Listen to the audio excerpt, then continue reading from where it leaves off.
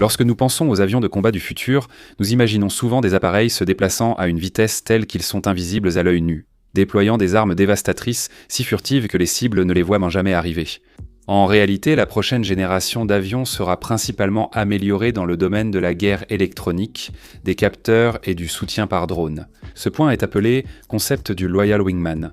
Des aéronefs sans pilote qui agissent comme un bras prolongé, ou devrions-nous dire une aile prolongée, des avions de combat étendant leur champ de vision bien au-delà de la portée visuelle, guidant leurs missiles et, si nécessaire, encaissant les coups à la place des avions pilotés. Avec de nombreux modèles en test avancés dans le monde, il est clair que les conflits futurs utiliseront des aéronefs sans pilote pour soutenir les avions principaux. Cela pourrait complètement changer le combat aérien tel que nous le connaissons. De la conceptualisation à la réalité. Conception, acquisition et rôle des Loyal Wingmen. Une doctrine.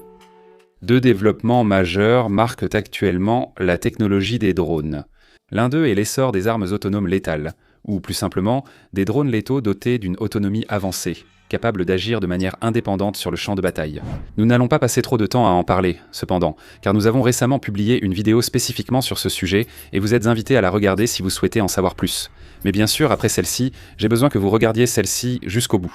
Merci beaucoup. L'autre évolution majeure dans le domaine des drones est l'essor des avions de combat collaboratifs, aussi appelés CCA ou Loyal Wingmen, un terme nettement plus cool. C'est bien plus simple à dire que avions de combat collaboratifs, mais l'US Air Force préfère toujours les désignations officielles. Maintenant, l'idée d'un Loyal Wingman est une étape logique dans l'évolution de la doctrine militaire, et c'est quelque chose qui a été théorisé depuis des décennies. Cela mijote dans les laboratoires d'ingénierie depuis plusieurs années. Les drones, initialement utilisés pour la surveillance et la reconnaissance, recueillaient des informations sur l'ennemi sans pouvoir remplacer un pilote humain. Leurs capacités ont ensuite été accrues et leur emploi au combat a débuté. Depuis l'invasion russe de l'Ukraine, d'innombrables images de combat montrent que les deux camps utilisent des drones pour la défense ponctuelle contre l'infanterie et des frappes de moyenne et longue portée contre des installations de production et des blindés lourds. Après des années de développement intensif et l'innovation de moteurs d'IA très sophistiqués, les drones d'aujourd'hui possèdent un niveau d'autonomie qui n'était imaginé que par les développeurs les plus ambitieux il y a quelques décennies. Certains d'entre eux, comme le XPAT, qui est un autre modèle extrêmement autonome sur lequel nous avons récemment publié une vidéo, illustrent un niveau d'autonomie stupéfiant, ce qui inclut la capacité de décoller et d'atterrir sans assistance, de planifier seul un itinéraire de vol, de reconnaître et d'engager des cibles de façon autonome, et bien plus encore. Des trucs flippants comme ça. Des modèles comme le XPAT, et il y en a au moins une douzaine d'autres en cours de développement, partout dans le monde en ce moment, se rapprochent tous de leur intégration dans un rôle de soutien dans ce qu'on appelle la coopération entre systèmes habités et non habités, également connue sous le nom de MUMTI. La définition officielle du MUMTI par le Centre d'excellence de l'aviation de l'armée américaine dit que c'est, je cite, l'emploi synchronisé de soldats, de véhicules aériens et terrestres habités et non habités, de robots et de capteurs pour obtenir une meilleure compréhension de la situation, une létalité accrue et une meilleure survivabilité. Fin de citation.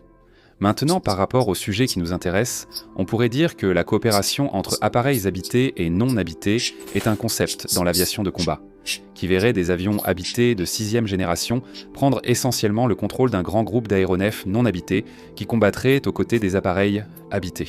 Le pilote humain dans l'appareil habité verrait son rôle passer d'un puissant combattant à celui de commandant d'une force entière d'aéronefs non habités hautement performants. En essence, ils assumeraient un rôle moins opérationnel et davantage un rôle de supervision. Maintenant, nous allons entrer dans une réflexion approfondie sur tous les aspects positifs et négatifs de cette doctrine dans un instant. Mais avant de le faire, assurons-nous de bien comprendre la différence entre les ailiers loyaux et les véhicules aériens de combat sans pilote. Bien que ces deux termes paraissent synonymes, ils ne le sont pas et sont souvent confondus sur Internet. Mais pas dans cette vidéo, car nous restons vigilants. Un ailier loyal, ou CCA, est un véhicule de combat aérien destiné au renseignement en première ligne, aux frappes à longue portée et à renforcer la protection de l'appareil qui le commande. Un véhicule aérien de combat sans pilote, bien que très similaire, possède par conception un degré d'autonomie bien plus élevé. Les CCA peuvent agir seuls, si leur appareil de commande est abattu, mais ils sont conçus pour intégrer la structure de commandement au sol ou en vol. Les UCAV rempliront des rôles hautement indépendants comme des frappes en profondeur. Les CCA seront contrôlés en temps réel par un commandant, souvent un pilote qui vole aux côtés de la flotte de CCA, tandis qu'un UCAV exécutera des ordres simples avec moins d'intervention en temps réel. Va là-bas, largue des munitions sur les canons anti-aériens, scanne le terrain pour repérer l'ennemi, puis retourne à la base. C'est une série d'ordres que donnerait un commandant à un UCAV, qu'il superviserait ensuite sans intervenir, sauf en cas d'urgence. Il y aura des recoupements dans la conception et la doctrine entre les Loyal Wingmen et les UCAV, mais ils rempliront finalement deux rôles distincts. Pour commencer par la conception, le concept de Loyal Wingman est très avantageux sur le plan économique, ce qui constitue l'un de ses plus grands atouts. Les États-Unis veulent déployer des CCA aux capacités proches des chasseurs de 6e génération, mais leur conception et production coûteront moins cher, l'absence de pilotes humains réduisant les besoins. En dehors de l'espace physique occupé par un être humain vivant dans le cockpit, il ne faut pas oublier les systèmes de survie qui doivent être intégrés dans chaque appareil piloté. Cela inclut l'appareil respiratoire pour fournir de l'oxygène aux pilotes, ainsi que les combinaisons anti-G qui empêchent que la surcharge de force G d'envoyer trop de sang au cerveau du pilote et de provoquer une perte de connaissance. Des casques spécialisés, des systèmes informatiques surveillant les signes vitaux du pilote, des systèmes de communication et de survie d'urgence qui l'accompagnent en cas d'évacuation. Le pilote nécessite bien plus de formation qu'un moteur d'IA, et les appareils sans pilote suppriment le risque pour la vie humaine. Les systèmes de survie sont redondants avec un appareil sans pilote, le rendant bien moins cher. Le pilote est remplacé par une IA performante capable de dialoguer avec le commandant. Et avec cela à l'esprit, il existe deux écoles de pensée dans le domaine du Loyal Wingman. L'une consiste à créer des modèles similaires aux chasseurs de 6e génération en développement, mais sans pilote à bord. Les conceptions de Loyal Wingman ne devraient pas différer des versions pilotées, selon les sous-traitants de la défense. Nous détaillerons une douzaine de modèles plus tard. Mais à titre d'exemple, BAE Systems a imaginé le Tempest à la fois comme un avion piloté et non piloté, les deux versions formant un groupe de combat. Dans cette optique, l'US Air Force compte déjà près de 30 concurrents développant des CCA, et elle prévoirait d'acheter environ 1000 ailiers fidèles. Chaque F-35 au nombre de 300 recevra 2 ailiers fidèles, tout comme 200 futurs appareils de domination aérienne de nouvelle génération. À cette fin, l'USAF prévoit de dépenser environ 8,9 milliards de dollars d'ici 2029. Cependant, cette mission est très discutable, car le nombre de ailiers fidèles est passé à 2000 depuis la première mention. Au moment où la production commencera réellement, il est possible que la commande augmente encore ou même diminue selon les besoins de l'USAF. La deuxième forme de développement des ailiers fidèles vise à concevoir des CCA plus petits et plus abordables. Même sans les capacités d'un chasseur de 6e génération, ils transporteraient sans sceau leurs propres munitions. Déployés en masse grâce à leur faible coût, ils seraient aisément remplacés en cas de perte, constituant ainsi une excellente plateforme pour une guerre d'usure. Le Boeing Ghostbat et le Kratos Valkyrie sont des exemples de ce type de développement de CCA. C'est quelque chose que nous aborderons plus tard. À ce stade, l'USAF a deux phases dans son programme d'ailiers fidèles, et nous pouvons les séparer en deux catégories de conception selon ces phases.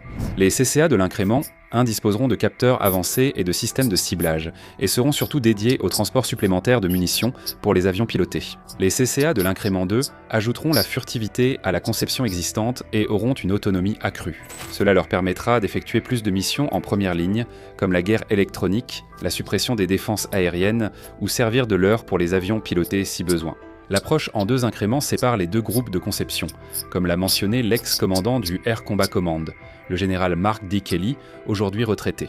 En 2023, lors d'une interview, il a déclaré que le prix des CCA les séparera effectivement en deux catégories. Une catégorie, qui pourrait correspondre au CCA de l'incrément 1, sera moins coûteuse, mais limitée à différentes tâches selon les jours. L'autre catégorie, probablement les CCA de l'incrément 2, regroupera plusieurs ailiers fidèles aptes à accomplir diverses missions avec peu de préparation. Le général Kelly a comparé les CCA plus coûteux au F-35 en disant, je cite, « Nous ne disons pas à un F-35, aujourd'hui tu vas brouiller cette onde particulière, demain tu vas détecter, et le troisième jour tu vas tirer. » Non, ils s'adaptent en fait à ce qu'ils doivent faire, fin de citation. Et les ailiers fidèles plus coûteux devraient également avoir ce genre de flexibilité. Pour le rôle des ailiers fidèles et la doctrine en développement, la première idée qui vient à l'esprit serait de les utiliser comme appât, pour attirer les tirs dans des zones trop dangereuses pour un pilote humain. Même si cela peut arriver plus tard, ce ne sera pas leur but premier. Les sacrifier simplement pour distraire l'ennemi n'est pas une doctrine que l'US Air Force adoptera, du moins pas selon l'ancien secrétaire de l'USAF, Frank Kendall, et le major général Robert Scott Job. Le major général a précisé que l'accent sur l'accessibilité financière des CCA ne veut pas dire que ce type de plateforme n'est pas sacrifiable. C'est une idée reçue, a-t-il ajouté. Le secrétaire Kendors a dit que pour clarifier, il faut voir les CCA comme, je cite, des versions télécommandées des nacelles de ciblage ou de guerre électronique, ou des armes transportées sous les ailes de nos aéronefs pilotés.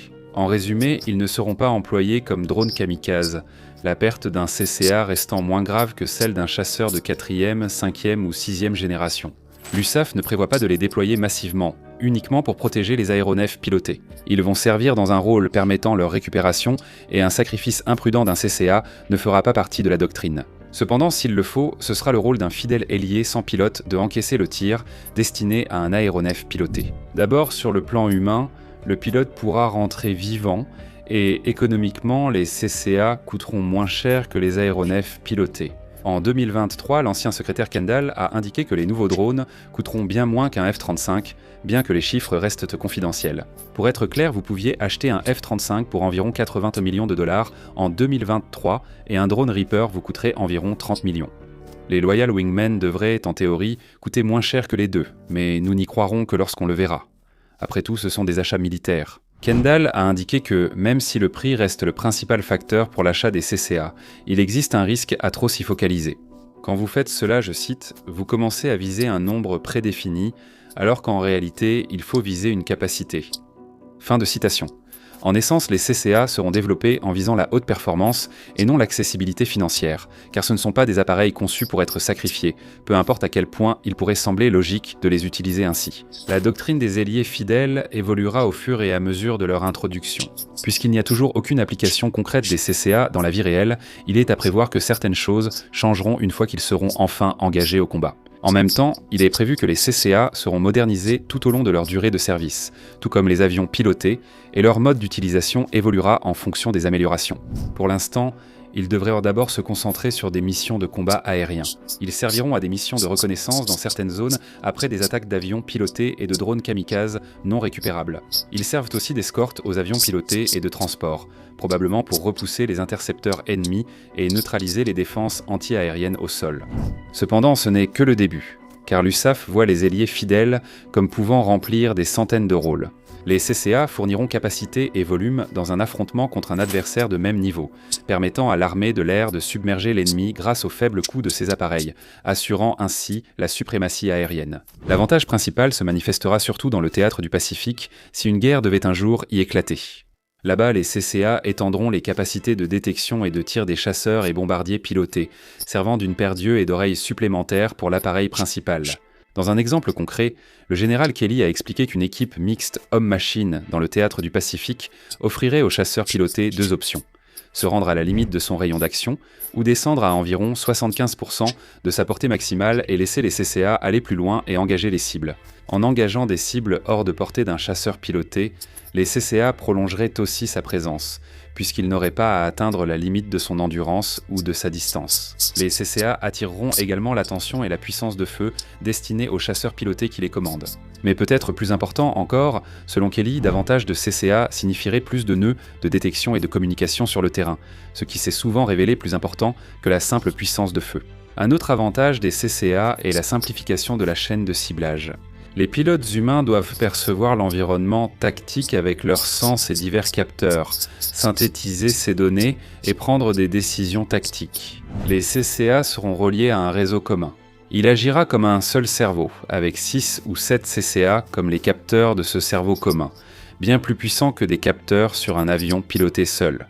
Kelly a souligné que la détection d'un adversaire, l'identification, le suivi, l'emploi des armes et l'évaluation vont passer par un seul réseau, mais que les données sont partagées avec tous les CCA et que tout cela va se produire pratiquement instantanément. C'est particulièrement vrai pour la détection électromagnétique, quelque chose que nous ne pouvons pas faire nous-mêmes en tant qu'humains, mais que les capteurs des avions modernes accomplissent pour cette tâche spécifique. Et s'ils sont mis en réseau sur une zone suffisamment vaste, rien ne pourra traverser la zone de détection sans être détecté. Et même si tout cela semble très impressionnant, très cool, très high-tech, et que personne ne sait ce qui les attend, les ailiers loyaux sont encore très loin de la réalité.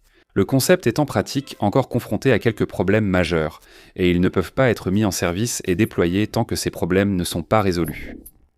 Les plus gros problèmes des ailiers loyaux est la façon dont ils devraient idéalement fonctionner. Nous allons essayer de garder le jargon technologique léger et bref pour ne pas vous ennuyer, mais il est important de comprendre que les ailiers loyaux ne sont pas encore prêts, et voici pourquoi. Le premier problème concerne l'interprétabilité et le transfert d'autorité de contrôle dans les systèmes multi-agents. Cela semble ennuyeux, compliqué et aussi vague à la fois, mais c'est aussi important. Les algorithmes multi-agents actuels ne disposent pas des capacités d'interprétation et d'interaction avec les pilotes humains, ce qui complique le transfert du contrôle au CCA.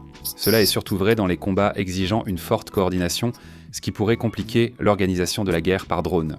Une solution consiste à limiter à 2 ailiers fidèles par avion, mais idéalement, un pilote de combat voudrait commander tout un essaim de CCA. Le second problème concerne l'exécution des tâches. Les simulations actuelles révèlent un fort taux d'échec des CCA en combat complexe, l'IA peinant à repérer, identifier, verrouiller les cibles et transmettre le guidage des armes employées par les avions pilotés. Cela nous amène au troisième problème, le manque de stabilité des algorithmes d'IA. Dans les simulations, si la cible est perdue pendant le processus de verrouillage, la plupart des algorithmes s'arrêtent complètement et doivent revenir en mode recherche, retrouver et identifier la cible, puis recommencer le processus de verrouillage. Ce processus doit être accéléré et simplifié pour que les CCA puissent fonctionner dans le monde réel. Cependant, tous ces problèmes peuvent être résolus, du moins en théorie. Le premier problème, le manque d'interprétabilité entre le pilote et le CCA, peut être résolu en décomposant la coordination hors de portée visuelle de l'ailier fidèle et en adaptant une architecture d'apprentissage à double couche. Un ailier fidèle doit mener l'opération de combat en suivant des points de passage prédéfinis, tandis que l'appareil piloté suit de près. Dans ce modèle, les CCA restent partiellement autonomes tant qu'ils ne sont ni engagés ni verrouillés sur une cible. Dans une zone de sécurité, ils suivraient un itinéraire fixé sans autonomie, le pilote restant aux commandes. L'introduction d'une zone de tir résout le problème d'acquisition et de verrouillage des cibles en permettant leur acquisition automatique. Cela aiderait également à résoudre le troisième problème, à savoir le passage entre les modes de recherche et de verrouillage, car le CCA verrouillerait automatiquement toute cible présente dans la zone de tir. Tout ce qui se trouve en dehors de la zone de tir est considéré comme une zone de perte de verrouillage, et si une cible entre dans la zone de perte de verrouillage, le CCA arrêterait automatiquement le processus de verrouillage et reviendrait à la recherche et à l'acquisition de cibles. Si ce modèle était appliqué, il permettrait de perfectionner efficacement l'environnement de coopération entre équipages humains et drones, et un déploiement réussi ressemblerait à ceci. Premièrement, l'ailier fidèle volerait le long de points de passage prédéterminés, avec l'appareil piloté qui le suivrait derrière. Dès l'entrée dans la zone de tir, tout ce qui n'est pas identifié est immédiatement considéré comme une menace et le processus de verrouillage est lancé sans délai. Tandis que l'équipier verrouille la cible, l'appareil piloté se positionne pour l'attaque plus loin. De cette façon, l'appareil piloté reste suffisamment éloigné du danger potentiel, mais grâce à la portée des missiles RR modernes, qui seront guidés par le CCA, il pourra tout de même atteindre la cible. Si la cible est perdue, l'ailier fidèle repasse immédiatement en mode recherche et tente de la retrouver et de la verrouiller à nouveau. Il réessaie encore et encore pendant une certaine période de temps. S'il ne retrouve pas la cible, elle est perdue. S'il la retrouve, il tente de la verrouiller à nouveau. L'appareil principal attend alors. Après verrouillage, l'appareil principal tire le missile, mais c'est l'ailier fidèle et non l'appareil piloté qui assure le guidage relais. Si la frappe échoue, il se verrouille à nouveau sur la cible. L'appareil se repositionne, relance un missile et répète jusqu'à la destruction de la cible. Après destruction de la cible, les deux appareils poursuivent jusqu'au point de percée via les points de passage, concluant la mission de percée. Ceci est l'exemple d'un ailier fidèle travaillant avec un appareil piloté en environnement coopératif. Imaginez ce qu'un essaim pourrait accomplir. Cependant, ces problèmes persistent, et les ingénieurs en armement du monde entier tentent de les résoudre d'une manière ou d'une autre pour chacun de leurs modèles. Et en parlant de conception, voici les principaux modèles d'ailiers fidèles du monde entier. Boeing MQ Winged Wet Ghostbat. Le Ghostbat, conçu en Australie et admiré par les Américains, les Polonais et la Royal Air Force, sera probablement en service dans la Royal Australian Air Force avant d'être exporté. Cette conception a été imaginée comme une option très abordable et s'intégrerait parfaitement dans les CCA de l'incrément 1 des CCA bon marché que l'on peut se permettre de sacrifier si nécessaire. Au moins 8 prototypes ont été construits, d'autres sont en conception, et la cellule a été largement testée ces dernières années, ce qui en fait peut-être le concept de drone ailier le plus avancé qui existe. Il faut l'admettre, la barre est basse, car la plupart des conceptions sont encore en planification. Seules quelques-unes ont atteint les essais, Mais nous y reviendrons plus tard. Le Ghostbat est un ailier furtif conçu pour accompagner le F-35A, le FA-18F, le E-7A et le ravitailleur KC-38. Cette dernière idée est particulièrement intéressante pour les concepteurs, car les véhicules sans pilote pourraient en être largement utilisés pour escorter des avions qui ne disposent d'aucune défense cinétique propre. Bien qu'il soit censé être capable d'agir de manière indépendante, le Ghostbat sera très probablement sous le contrôle d'un avion porteur, principalement utilisé pour la reconnaissance, le combat et l'absorption des tirs. Le bloc actuel de Ghostbats, le bloc 1, a été testé de manière approfondie pour des opérations de jour comme de nuit. Et il a démontré une portée supérieure à 2300 miles, soit 3700 km à vitesse subsonique élevée, ce qui lui permet de suivre des chasseurs rapides comme le F-35A et le FA-18F. Boeing est aussi très satisfait de la maniabilité de l'appareil, jugée équivalente à celle d'un chasseur. Maintenant, contrairement à la plupart des conceptions furtives qui reposent sur un ensemble de méthodes pour minimiser la surface équivalente radar de l'appareil, y compris l'utilisation de matériaux absorbant les ondes radar, la forme et la taille du Ghostbat suffisent à le rendre difficile à détecter. La cellule ne mesure que 11,7 mètres, soit 38,5 pieds de long, avec une envergure de 7,3 mètres, soit juste un pouce de moins que 24 pieds. À titre de comparaison, le F-22, alors chasseur multirôle le plus furtif, est presque 2 fois plus grand dans les 2 dimensions. Le Ghostbat est également équipé de nombreux capteurs, de systèmes de traitement et d'un moteur d'IA qui reste secret, mais selon les ingénieurs de Boeing, ses capacités de détection sont le plus grand atout de la conception. C'est également l'origine de son nom. Le Ghostbat est une véritable espèce de chauve-souris qui vit en Australie. Elle chasse souvent en groupe, à l'image des essaims de drones et, contrairement à la plupart des chauves-souris qui n'utilisent d'autre que l'écholocation, les Ghostbats voient très bien. Elle dispose d'un excellent ensemble de capteurs, si l'on reste dans le domaine de l'aviation, et il en va de même pour le modèle CCA du même nom. Fait intéressant, c'est le premier avion de combat développé en Australie depuis plus d'un demi-siècle, et la décision de s'impliquer dans ce projet paraît aujourd'hui très judicieuse. Le premier vol d'essai réussi a eu lieu en 2021, ce qui a immédiatement attiré l'attention de l'USAF. Un accord de collaboration sur le projet d'avion de combat collaboratif a été signé en 2023 afin de renforcer la coopération sur ce programme. L'US Air Force pourrait acheter ce modèle à l'avenir et souhaite que ces recommandations soient prises en compte. D'abord conçu comme CCA de reconnaissance et surveillance, il a été annoncé en 2024 que le Ghostbat pourrait être armé à l'avenir. Cela s'est avéré vrai en 2025 lorsqu'un Ghostbat a détruit une cible drone d'essai avec un missile AIM-120 tout en jouant le rôle d'ailier subordonné pour un E-7 et un FA-18F Super Hornet. C'était la première fois dans l'histoire qu'un missile RR avancé à moyenne portée AIM-120 était tiré par un aéronef sans pilote. Au cours de ce test, qui a eu lieu après plus de 100 heures cumulées d'essais en vol sur différents prototypes, le Ghostbat a montré au monde entier comment un CCA pouvait fonctionner dans des conditions idéales. Un opérateur de lancement et de récupération a supervisé le décollage, puis le contrôle a été confié à un opérateur à bord de l'E-7. Le E-7 a ordonné au Ghostbat de voler en formation de combat avec le Super Hornet, les 3 appareils échangeant constamment des informations. Le Super Hornet a identifié et suivi le drone cible, a informé le Ghostbat de la position et de la trajectoire du drone, et après avoir reçu l'autorisation de l'E-7, le Ghostbat s'est mis en position, a lancé l'AIM-120 et l'a guidé vers la cible. Le drone cible a été abattu, ce qui a fait du Ghostbat seulement le 2e appareil de combat sans pilote à abattre une cible à l'aide d'un missile RR hors de portée visuelle. Le premier UCAV à avoir jamais réalisé cela est le Bayrat Gazelma. Fait intéressant, seules 4 commandes ont été données à mon Ghostbat: décoller, patrouiller, intercepter la cible, armer et tirer le missile. Ce concept prometteur doit entrer dans la Royal Australian Air Force en 2028. Mais l'intérêt marqué des États-Unis et du Royaume-Uni laisse penser que l'Australie ne sera pas le seul pays à l'utiliser. ALCATS Warrior.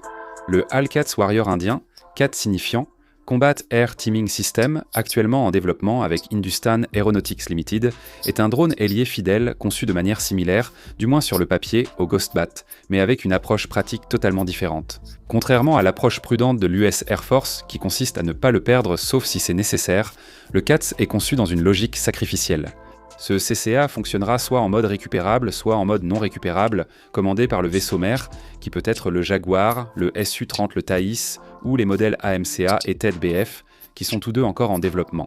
Le Warrior pourra décoller et atterrir sur un porte-avions, ce qui était crucial pour l'Inde lors de sa conception, le pays investissant désormais massivement dans ses navires. Comme le Ghost-Bat, ses missions principales sont la reconnaissance, l'observation, absorber les tirs ennemis pour protéger le vaisseau mère, engager l'ennemi et s'écraser sur la cible armée.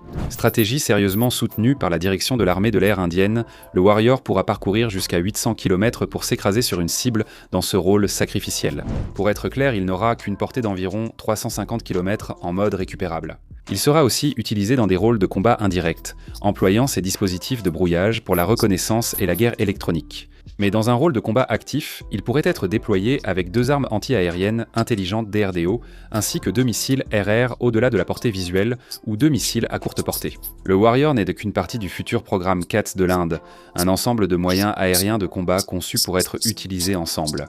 Il y a le CATS Hunter, qui est un drone porteur de munitions récupérables pouvant être déployé depuis un avion piloté. Il permettrait effectivement d'étendre la portée de tout missile lancé depuis les airs. Un autre concept similaire est le CATS Alpha, le transporteur d'ESIM, qui pourrait couvrir une zone de 60 miles après avoir été lancé depuis un vaisseau mère, avant d'identifier de manière autonome une cible et de l'engager avec ses propres drones Switchblade embarqués. En somme, le CATS Warrior appartient à un ensemble de concepts similaires dont aucun ne sait vraiment ce qu'il est. Le Warrior devait effectuer son premier vol d'essai fin 2025, mais cela a été repoussé à 2027, car les problèmes sont encore en cours de résolution. Le Warrior pourrait aussi exister en plusieurs tailles, avec des maquettes de 9 à 3 mètres de long. Dit comme ça, il semble que l'Inde ait encore un long chemin à parcourir avant l'introduction du premier drone ailier fidèle du pays.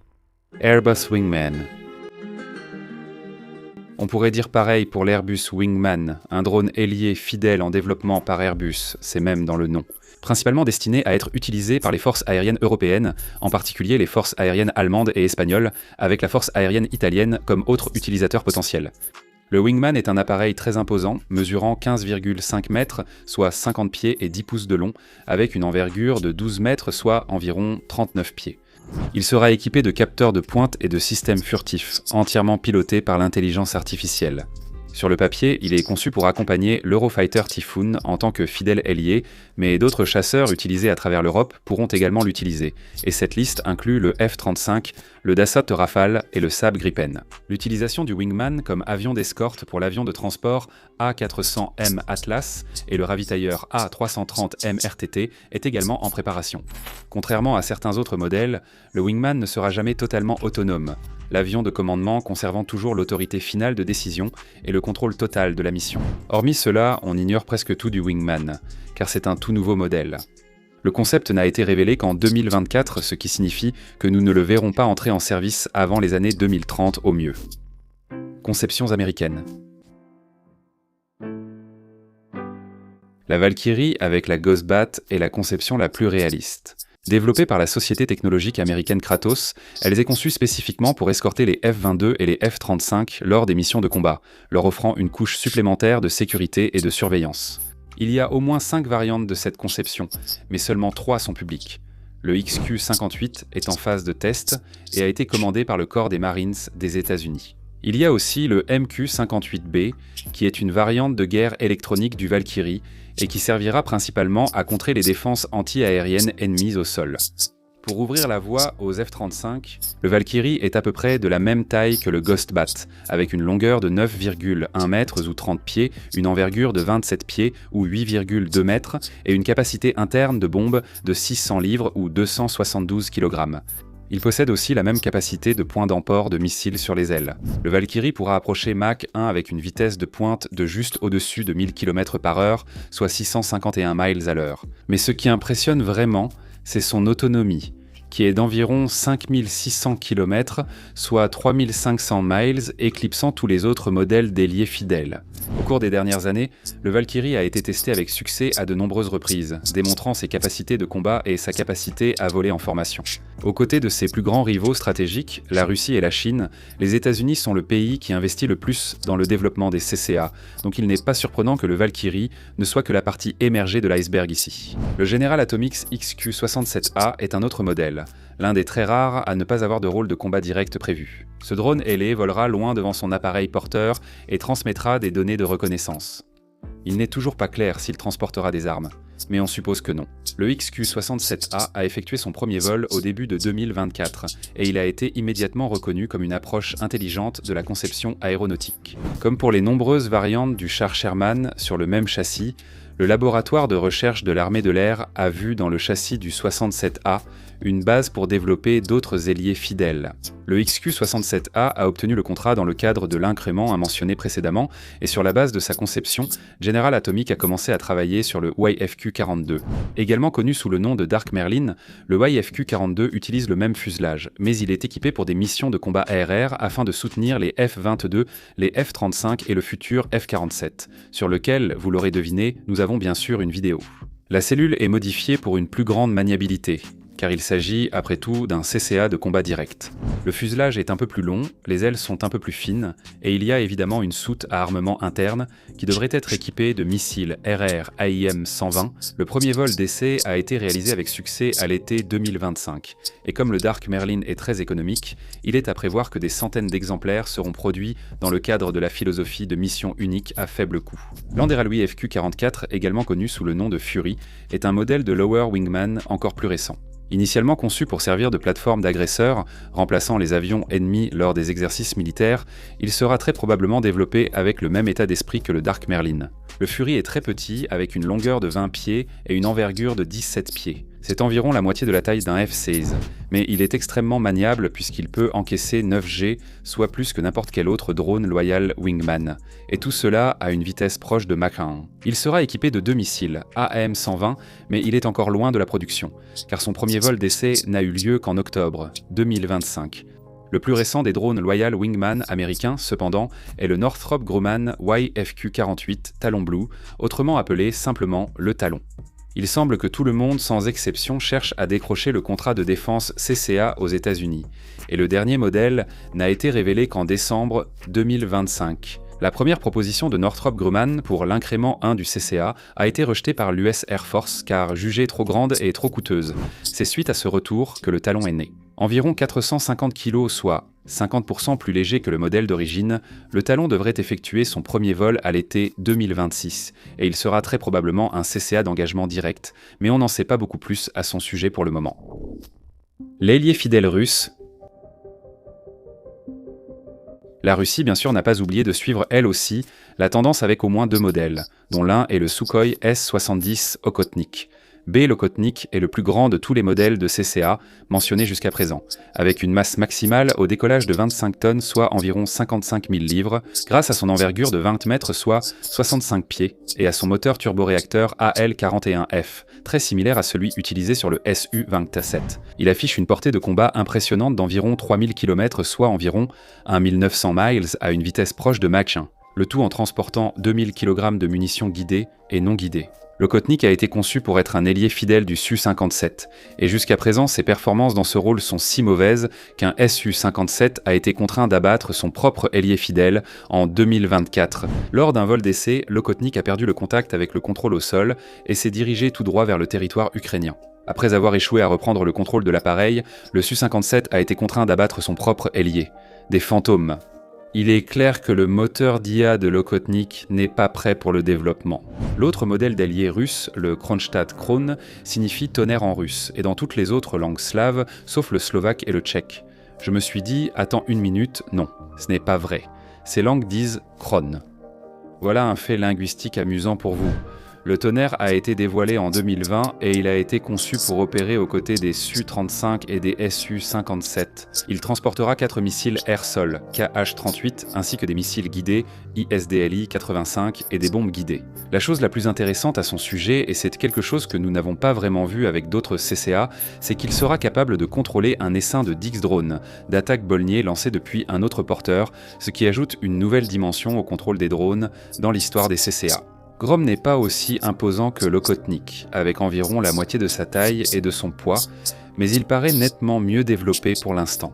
En 2022, Kronstadt a confirmé avoir signé des contrats de développement avec le gouvernement russe, et il est possible que les premiers vols d'essai aient déjà eu lieu. Nous ne pouvons pas vraiment le confirmer, car la Russie n'est pas exactement transparente en ce qui concerne les informations sur le développement de ses armes, les développements secrets de la Chine. La Chine est la plus discrète des grandes puissances militaires sur le développement des drones d'escorte, ce qui préoccupe sans doute les dirigeants américains avant de dormir. Étant donné que la Chine a jusqu'à présent démontré la plus grande capacité de production de drones en masse parmi toutes les grandes armées. Nous ne connaissons qu'un seul véritable modèle, le Feihong 97A. Ce drone d'escorte, conçu pour accompagner le J-20, se concentre surtout sur la guerre électronique et neutralise les défenses aériennes ennemies par des contre-mesures. Cependant, il servira aussi à la reconnaissance et, pouvant transporter 8 missiles RR, il aura probablement un rôle de combat direct. Son prédécesseur, le FH-97, était capable de déployer la munition rôdeuse FH-901, donc il est également raisonnable de supposer que le 97A peut en faire autant. La plus grande différence entre les deux est que le FH-97 était spécialisé dans les attaques au sol, tandis que le FH-97A a été repensé pour les engagements RR. Les deux modèles présentent des éléments de furtivité, et ils sont tous deux équipés des mêmes systèmes de ciblage utilisés par les J-20 et J-35 chinois, ainsi que par les F-35 américains. Les deux modèles peuvent atteindre Mach 2,5 soi-disant, et ont un rayon d'action de combat d'environ 2400 km, soit 1500 miles. À part cela, ils restent un mystère. On peut en dire autant de l'Anjian, l'épée noire, un concept de drone d'escorte en développement depuis au moins 2006. Le modèle n'a été présenté au public qu'en 2018 et même là, il ne s'agissait que d'un démonstrateur grandeur nature, pas de l'appareil réel. On ne sait absolument rien à son sujet, à part sa forme générale et son ingénierie. Sa plateforme conique avec des canards, des ailes en flèche et un seul moteur. Et c'est à peu près tout en ce qui concerne la Chine. 5 autres drones ont été repérés grâce à des images satellites lors de la répétition du défilé du jour de la victoire de 2025 à Pékin. Mais on ne sait rien à leur sujet parce que nous n'avons rien de plus qu'une image, et il est impossible de confirmer s'ils ont été conçus pour le rôle de drone d'escorte. L'Anker 3 de la Turquie. Il est possible que parmi tous les modèles évoqués dans cette vidéo, l'Anker 3 soit le premier à entrer en service, et cela ne surprendra pas ceux qui suivent le développement des drones en Turquie. La Turquie, l'un des principaux producteurs mondiaux de drones militaires, progresse fortement dans cette technologie depuis plus de 10 ans. Il n'est donc pas surprenant que son TI Anker 3 soit bien placé dans cette course. Le modèle Loyal Wingman a effectué son premier vol à la fin de 2023 et moins d'un an plus tard, il a réussi les tests de tir réel. Un mois après ce test, un Anker 3 armé d'un missile de croisière est devenu le premier drone contrôlé par un autre appareil comme Loyal Wingman. Cela est arrivé un an avant le test des Ghost Bats, avec des résultats similaires. Début 2025, un prototype a mené avec succès une mission de bombardement d'essai, démontrant à la fois des capacités air-sol et RR. L'Anker 3 est probablement le Loyal Wingman le plus développé aux côtés du Ghost Bat. Sa signature radar est faible, il peut voler jusqu'à 10 heures et ses capacités en altitude autorisent train des missions longue portée. Son rayon d'action au combat n'est pas particulièrement impressionnant, puisqu'il est estimé entre 750 et 1075 km, soit entre 466 et 668 miles, et l'Anker 3 ne peut pas dépasser Mach 0,7 dans cette plage. Mais son endurance, la diversité de son armement et le fait qu'il ait déjà volé en formation avec des avions pilotés en font tout de même un modèle de Loyal Wingman très impressionnant. Il peut opérer hors de vue du appareil porteur et fonctionner entièrement de façon autonome, contrairement à certains modèles. Après avoir brillamment réussi tous les tests, l'Anker 3 est désormais en pleine production. Les premiers exemplaires devraient être mis en service cette année, mais davantage d'unités devraient être développées d'ici 2028 et il est probable que nous le verrons entrer en service plus tôt que n'importe quel autre modèle dont nous avons parlé jusqu'à présent. Il y a aussi le Bayraktar Kizalima, mentionné précédemment, un drone conçu spécifiquement pour être embarqué à bord du premier porte-avions du pays, le TCG Anadolu. Bien que ce soit son objectif principal, le Kizalimao a également été conçu pour remplir le rôle de Loyal Wingman, et en 2023, il a démontré cette capacité en volant en formation aux côtés d'un F-16C turc. C'est un CCA encore plus puissant en termes de capacité d'emport d'armes, car il peut être équipé d'une gamme plus large de missiles RR et air-sol, ainsi que d'une douzaine de types différents de bombes. Cependant, son autonomie reste bien inférieure à celle de l'Anker 3, avec une autonomie sur zone d'à peine plus de 3 heures. La première petite flotte de Kizomas sera livrée en 2026, mais il est peu probable qu'ils servent immédiatement comme des drones ailiers. À la place, ils ont que d'ortendre Simarat Iloela que Arkham City As, ils occuperont les hangars vides de l'Anadolu, qui étaient à l'origine destinés à abriter des F-35 Lightning II que la Turquie avait payés, mais dont le transfert a été bloqué par les États-Unis parce que la Turquie a acheté des systèmes de missiles S-400 à la Russie.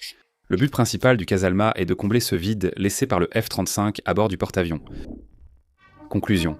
Donc avec tout cela en tête, il est évident que nous verrons les premières véritables démonstrations des drones ailiers au cours de la prochaine décennie, et peut-être même quelques déploiements concrets au combat avec les modèles les plus avancés. comme l'Anker 3 et le Ghost-Bat. La plupart des armées qui développent dans des CCA prévoient de les faire voler aux côtés de la prochaine génération d'avions qui devrait prendre son envol aux alentours de 2040 à quelques années près. S'ils respectent le calendrier, dans moins de 20 ans nous verrons sûrement de nouveaux avions de combat accompagnés d'appareils sans pilote, voire d'essaims entiers, ouvrant la voie à des stratégies aériennes en évolution. Et comme toujours, merci de regarder.